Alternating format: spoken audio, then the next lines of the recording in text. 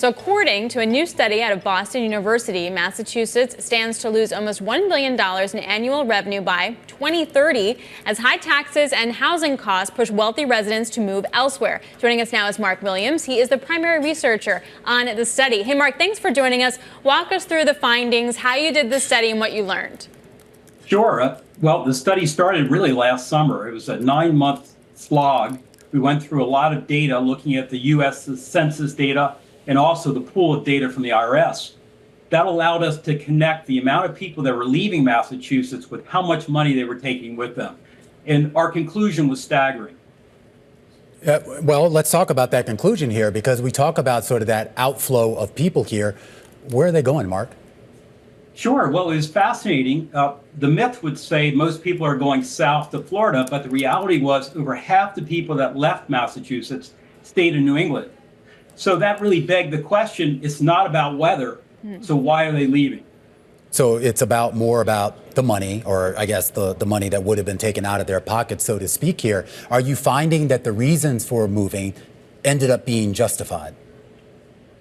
Well, it was interesting. We found certain attributes that were very common in the inbound states. For example, the top inbound states, folks leaving Massachusetts, tended to go to Florida, New Hampshire, places like Maine.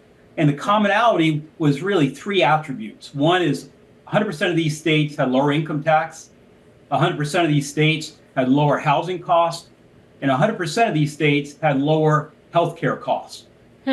So this is Muni moment, Mark, so this can't be good for Massachusetts. What are some solutions here?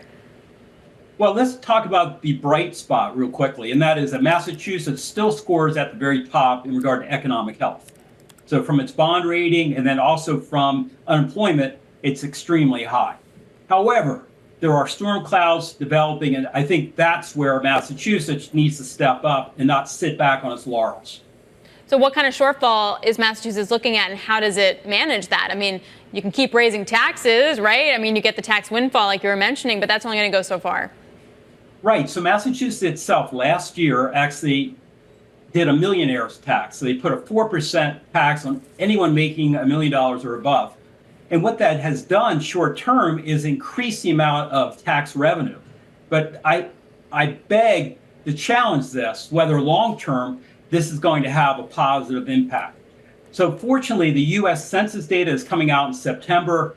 A lot of academics like myself are going to be parsing through those numbers quickly and sharing that, whether the short-term benefit of higher taxes actually equate to long-term cost and impact on out-migration.